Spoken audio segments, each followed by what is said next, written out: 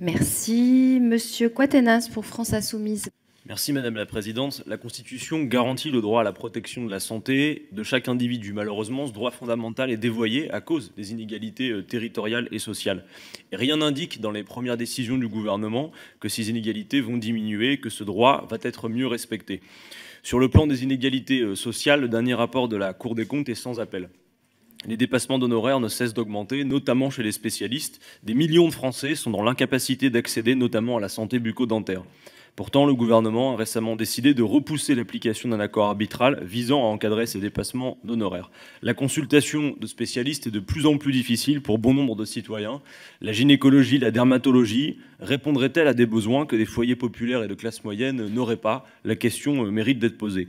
Sur le plan des inégalités territoriales qui nous occupent en particulier ce matin, une médecine à deux vitesses semble s'être installée. De fortes disparités s'accroissent entre les métropoles et les périphéries et encore plus, ça a été dit, dans le milieu rural. Pour répondre à cette problématique, il faut du courage politique. Je sais qu'une bonne partie des députés de cette commission avaient avant une activité de médecine libérale, ou donc toujours.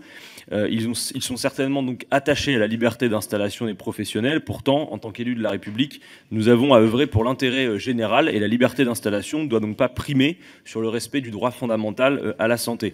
Je me permets une comparaison un peu grossière, mais imaginez qu'un ordre des enseignants revendique les mêmes libertés d'installation sans mode d'affectation par une autorité étatique. Nous en serions à peu près tous choqués, nous aurions raison de l'être. Il y a donc urgence à remettre cette liberté en cause. En conditionnant le conventionnement des médecins, cette proposition de loi doit être encouragée. La concertation avec les organisations représentatives de la profession permettra une transition en douceur.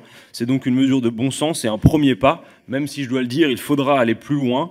Nous souhaitons ici briser un tabou, celui de la liberté d'installation. Il faudra également en briser un autre, celui de la fixation des tarifs et des dépassements d'honoraires.